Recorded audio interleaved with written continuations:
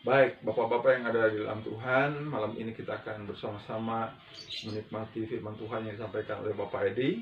Sebelumnya kita akan bernyanyi dan berdoa dulu untuk menerima firman Tuhan. Pujian yang berkata, bimbinglah aku ya Yesus. Bimbinglah aku ya Yesus. Di sepanjang jalan hidupku, firman-Mu bagaikan sulur, agar ku tak sesat di jalan. Bimbinglah aku ya Yesus. Oh, bimbinglah aku ya Yesus. Di sepanjang jalan hidupku, firman-Mu bagaikan sulur, agar ku tak sesat di jalan,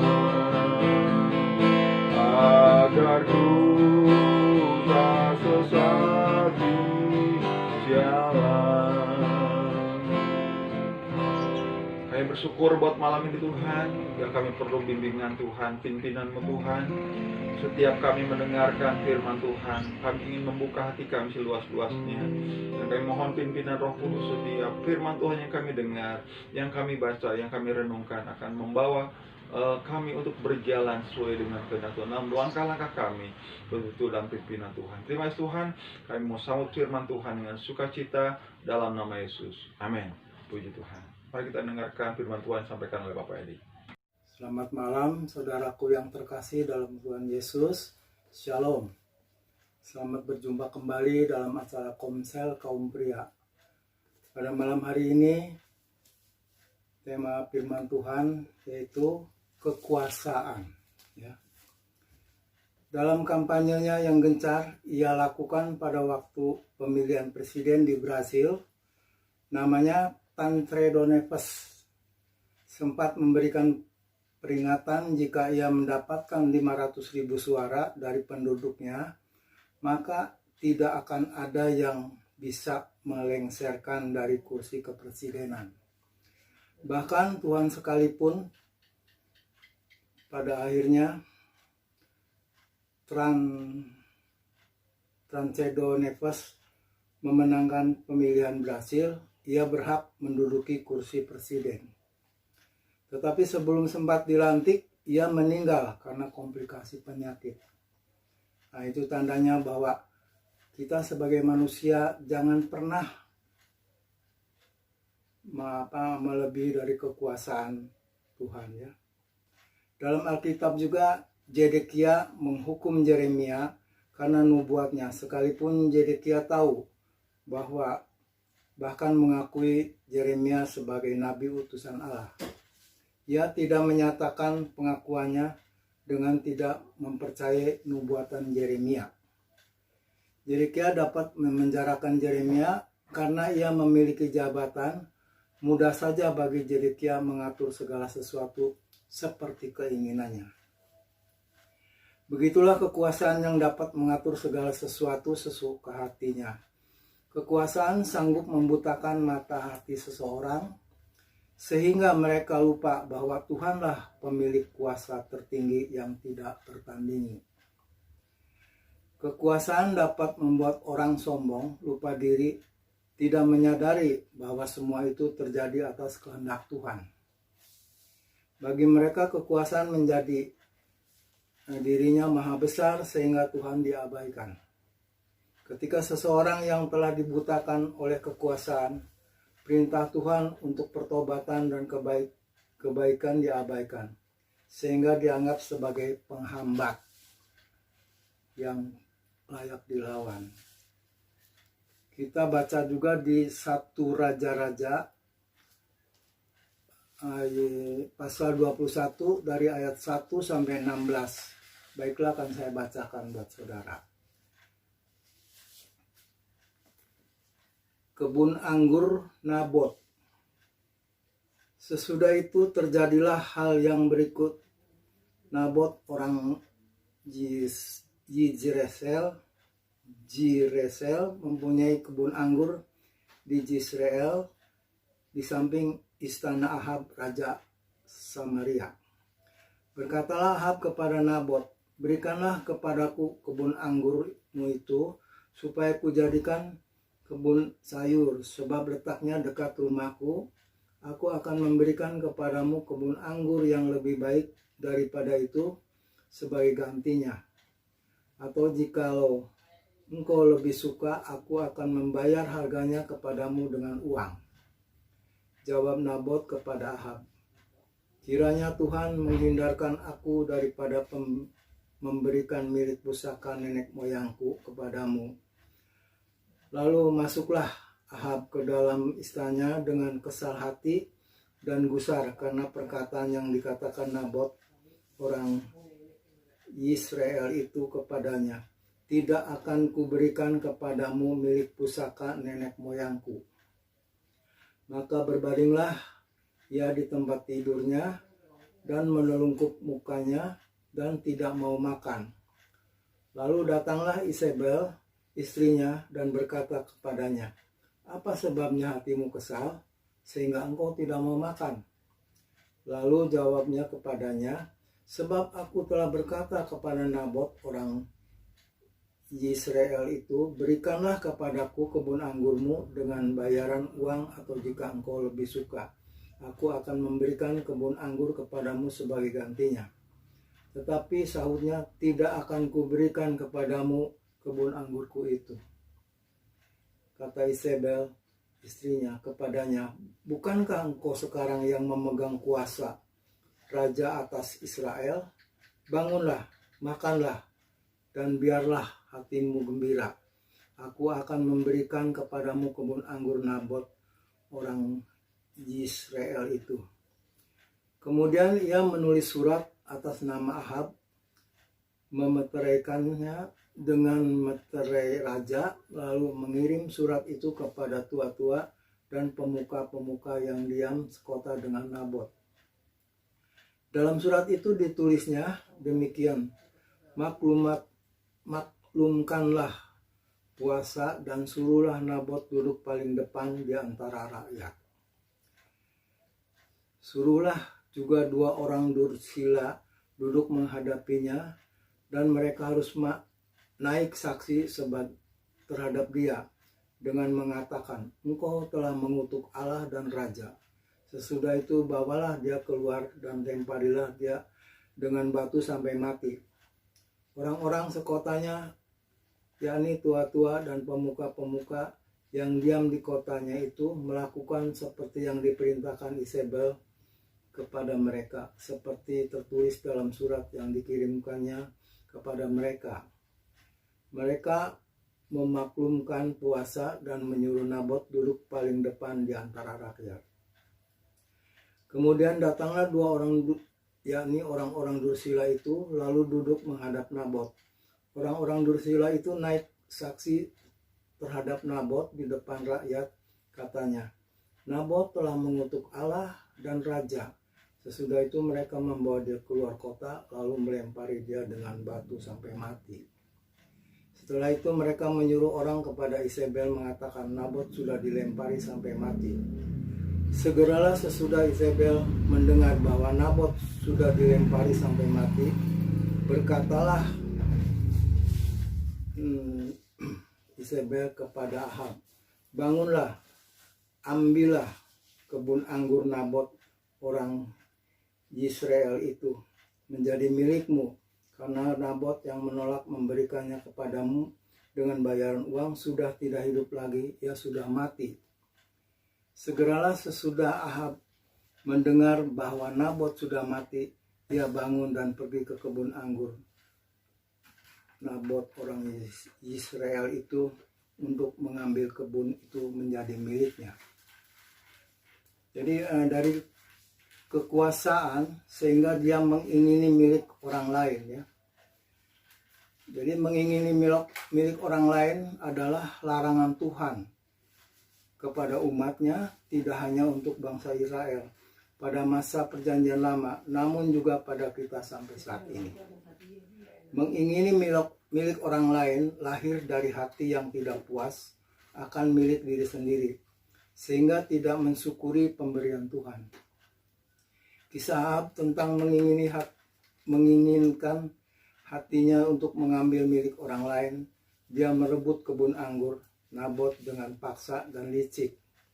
Hal itu dilakukan karena hatinya tidak puas akan apa yang telah dimilikinya serta tidak ada rasa syukur kepada Tuhan. Ahab marah kepada Nabot karena negosiasinya ditolak. Seharusnya Ahab bisa menerima sikap penolakan Nabot tersebut. Tadi di pasal 21 ayat 2-4 dikatakan, berkatalah Ahab kepada Nabot, berikanlah kepadaku kebun anggurmu itu, supaya kujadikan kebun sayur, sebab letaknya dekat rumahku. Aku akan memberikan kepadamu kebun anggur yang lebih baik daripada itu sebagai gantinya. Atau jikalau engkau lebih suka, aku akan membayar harganya kepadamu dengan uang. Jawab Nabot kepada Ahab, kiranya Tuhan menghindarkan aku daripada pemberian milik pusaka nenek moyangku kepadaku. Lalu masuklah Ahab ke dalam istananya dengan kesal hati dan gusar karena perkataan yang dikatakan Nabot orang Yisrael itu kepadanya. Tidak akan kuberikan kepadamu milik pusaka nenek moyangku. Maka berbalinglah ia di tempat tidurnya dan menelungkupkan mukanya dan tidak mau makan. Sebenarnya sikap penolakan Nabot tersebut karena kebun anggur yang dimiliki Nabot itu adalah satu-satunya warisan dari keluarganya. Namun Ahab menjadi begitu murung, mengurung diri dan tidak mau makan.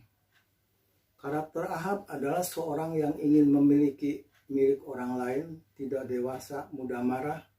Hal itu terbukti dari tindakannya yang meminta dukungan kepada istrinya. Karakter Isabel sendiri adalah seorang yang jahat dan sombong. Ahab dan Isabel sama-sama tidak peduli dengan kejahatannya. Hati nurani mereka dibiarkan mati demi memuaskan keinginannya. Bagaimana seorang raja Israel bisa memiliki karakter yang begitu buruk? Mereka tidak pernah bisa membereskan paket racun yang menggerogoti hatinya. Raja Ahab adalah salah satu orang yang hidupnya dijajah oleh dan dirusak oleh egoisme. Kedudukan sebagai raja tidak membuatnya menjadi orang yang menjaga kehormatan diri, tapi justru egoismenya makin besar. Apa saja yang menjadi kesukaannya harus didapatkan. Itulah kekuasaannya. Ketika keinginannya ditolak oleh Nabot, hal itu menjadi masalah besar baginya. Bukan karena dia dirugikan kalau tidak mendapatkan kebun tersebut, tetapi karena egonya tidak bisa menerima penolakan Nabot. Sifat egoismenya menuntut kematian Nabot, dengan begitu tercapailah keinginannya. Paket racun yang menggerogoti hatinya membuat angkuh dan egois, menghalalkan segala cara demi mendapatkan milik orang lain. Itulah kekuasaan ya, disalahgunakan. Milik orang lain itu bisa saja jabatan, tanggung jawab, harta karya, keluarga, dan sebagainya. Tentu sifat dan tindakan ini tidak sesuai dengan hati Kristus. Roh Kudus yang memenuhi kita akan menolong dari dalam hati kita untuk memiliki hati Kristus yang penuh kasih, rasa syukur, dan rasa cukup. Kesimpulannya adalah kunci untuk tidak lagi mengingini milik orang lain adalah hati Kristus yang ada pada kita. Demikianlah renungan firman Tuhan yang bisa saya sampaikan. Puji Tuhan, tadi sudah kita mendengarkan firman Tuhan yang disampaikan Bapak Edi tentang kekuasaan. Ya, ini yang hari ini, malam ini kita sebagai bapak-bapak ingatkan kembali hati-hati dengan yang namanya 3 tak, ya. Tahta, harta, wanita, ya. Yang ini tahta atau kekuasaan. Baik. Untuk itu malam ini tadi Pak Edi sudah memulai dengan Presiden Brazil dikatakan yang akan dilantik, ya. Dia akan berkuasa, tetapi ketika mau dilantik sudah tidak bisa karena ya dia meninggal. Dan terakhir tadi disebutkan tentang ada Raja Ahab.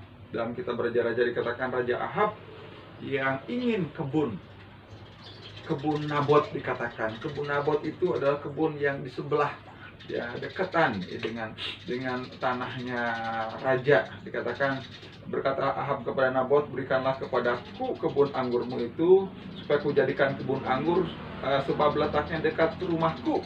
Aku akan memberikan kepadamu kebun anggur yang lebih baik. Di sini kita lihat ada sesuatu yang diinginkan oleh Ahab sebagai raja yang punya kekuasaan. Mungkin dia ingin memperluas ya tanahnya, karena di sebelahnya ada tanah pohon anggur yang memiliki Nabot. Dia ingin memperluas, ya, tapi rupanya Nabot keberatan karena itu adalah tanah warisan yang dia dapatkan, dan dia mungkin ini sesuatu yang tidak boleh untuk dijual, ya, untuk dia pertahankan. Kita lihat bagaimana sikap Raja Ahab yang sebenarnya dia bisa cari tempat yang lain yang lebih besar, ya, tapi mengapa dia harus mengingini tempat yang ya walaupun mungkin dekat tapi itu bisa merugikan. Sudah dibilang tidak akan dijual, tidak akan tapi kembali kita lihat ada hal-hal yang perlu malam ini kita belajar, bahwa ketika kita ada keinginan, hati-hati dengan namanya Isabel. Ya, Isabel pun ini ya iblis memakai dia untuk membawa keinginan kita supaya betul-betul mendukung keinginan kita. Padahal keinginan itu betul-betul suatu kesalahan buat kita. Ya, malam ini bapak-bapak, ya, hati-hati dengan namanya keinginan. Ya, kita punya kekuasaan. Seringkali kekuasaan itu, kedudukan atau otoritas itu seringkali kita lupa. Ya, sering kita merasa punya kekuasaan, punya otoritas sehingga kita lupa. Ya, padahal kekuasaan itu adalah sesuatu yang harus kita pertanggungjawabkan, baik di hadapan Tuhan, terlebih di hadapan orang-orang sekitar kita, raja kepada manusia. Kita melihat bagaimana Raja Ahab ini, ya, dikatakan dia mengingini, ya, dan ya iblis betul-betul memakai juga Isabel untuk mendukung rencananya ini. Sebagai istri, ya, sebagai permasyuri, mungkin dia ingin menyenangkan raja. Padahal itu sebuah kesalahan, sebuah hal yang salah. Ya, ketika kita belajar dari renungan pada malam ini, ya, hati-hati dengan namanya tadi keinginan kita. Jangan sampai keinginan kita dimasuki suara-suara iblis, ya. Keinginan kita, maksud kita ingin menguasai milik orang lain dengan cara yang salah, dengan cara yang tidak benar, dengan cara yang katakan tadi, dia menghalalkan segala cara untuk mendapatkannya. Terlalu banyak contoh-contoh, ya, orang-orang yang ingin mendapatkan barang, dia menghalalkan dengan berbagai cara. Dia ingin dapatkan barang itu, dia ingin dapatkan orang itu, perempuan itu, ingin dapatkan kedudukan dan sebagainya. Terlalu banyak contoh-contoh itu. Malam ini kita sebagai pria-pria, anak-anak Tuhan, mari sadarilah, ya, hati-hati dengan namanya tadi keinginan untuk memiliki milik orang lain. Ya, biar kita mau belajar bahwa kita mensyukuri, ya, kita mensyukuri setiap apa yang Tuhan sudah berikan buat kita. Ya, rumah tangga, istri, anak-anak kita, mantu, mungkin sudah punya mantu, yang sudah punya cucu, mari kita syukuri. Ya, syukuri buat setiap apa yang kita sudah dapatkan sampai hari ini, yang sudah kita miliki sampai hari ini. Jangan sampai ada ketidakpuasan. Seringkali ketidakpuasannya yang membuat orang tidak timbul ketamakan. Ya, tamak ingin memiliki lebih lagi. Dia sudah punya satu ingin dua. Ya, yang sudah punya dua ingin lebih lagi, bertambah. Ya. Kalau itu keinginan itu benar, tidak masalah. Tapi seringkali keinginan kita, hawa nafsu kita, ya ketamakan kita itu yang merusak masa depan kita, merusak rumah tangga kita, merusak pekerjaan kita, merusak kekeluargaan kita. Ketika kita ingin menguasai ya barang orang lain, milik orang lain, ya dengan cara yang tidak benar, ya dengan cara yang salah, dengan memaksakan kehendak karena kita punya mungkin kekuasaan, itu pun suatu kesalahan. Biar kita mau belajar hari ini, malam ini, sekali lagi untuk menghargai setiap apapun yang kita sudah dapatkan. Ya, kalaupun sudah punya keinginan yang lain, mari kita akan belajar untuk melakukan setiap keinginan kita. Mungkin punya rencana ke depan ingin membeli sesuatu dengan benar, bukan dengan cara yang tidak benar seperti Isabel. Ya, sangat ingin sesuatu, mungkin yang masih ngontrak ingin punya rumah, silakan nabung sekarang. Ya saudara yang mungkin ingin motor, mungkin sudah ingin beli motor, silakan saudara mungkin nabung untuk beli motor dengan cara yang benar. Sekarang banyak orang ingin motor rampok, yang membegal, ya. Yang kasarnya ya, ingin HP dia begal orang yang sedang pegang HP. Yang ingin dapatkan barang-barang itu. Untuk apa?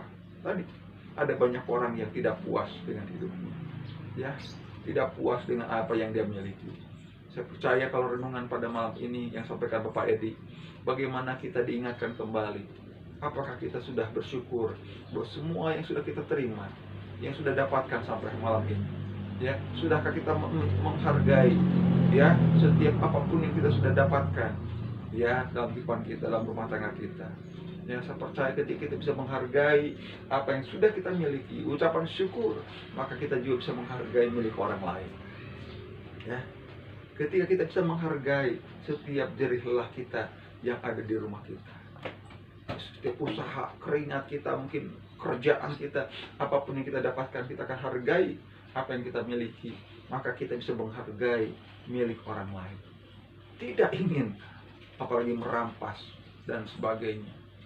Saya percaya kalau malam ini, ya, firman Tuhan dengan jelas memberikan contoh yang jelas. Hati-hati dengan dengan Raja Aram ini, Raja Ahab ini. Hati-hati dengan namanya Isabel. Itu dipakai oleh iblis untuk merusak, ya, untuk memuaskan hawa nafsu kita. Seringkali kita dapat dukungan, mungkin, ya nggak apa-apa.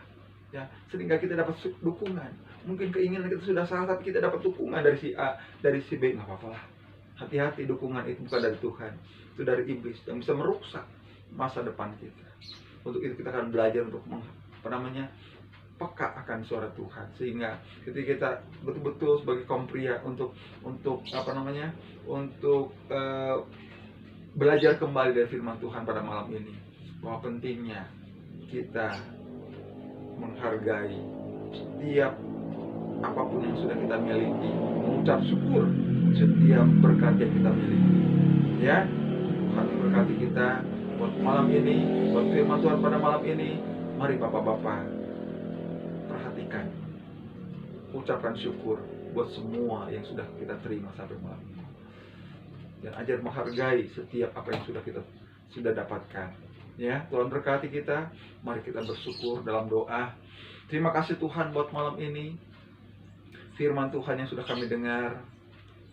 Ampuni kami Tuhan, kalau dalam hati kami ada niat-niat, ada keinginan-keinginan yang tidak benar untuk memiliki sesuatu yang orang lain miliki, yang ingin sebenarnya itu tidak bisa dapat kami miliki. Tuhan, ampuni kami setiap pikiran-pikiran, niat-niat kami Tuhan yang tidak benar. Biarlah kami mau belajar mensyukuri setiap berkat-berkat Tuhan yang kami terima, baik dalam usaha-usaha anak-anak Tuhan, dalam pekerjaan mereka, dalam rumah tangga mereka, Tuhan berkati mereka. Ajar kita mengucap syukur buat setiap kemurahan Tuhan, kebaikan Tuhan yang sudah kami terima sampai malam ini. Terima kasih Tuhan, sekali lagi berkati buat seluruh kaum pria yang sudah bisa mengikuti ibadah kaum pria malam ini Tuhan. Berkati Bapak Edi yang sebagai ketua kaum pria yang sudah menyampaikan firman Tuhan juga malam ini. Berkati Bapak Edi, berikan kekuatan, kesehatan, dan selalu dalam pimpinan Tuhan. Terima kasih Tuhan, kami mau akhiri ibadah kaum pria pada malam ini dengan pujian dan Tuhan syukur kami di dalam nama Tuhan Yesus. Haleluya. Amin. Puji Tuhan. Sampai ketemu lagi di waktu yang mendatang.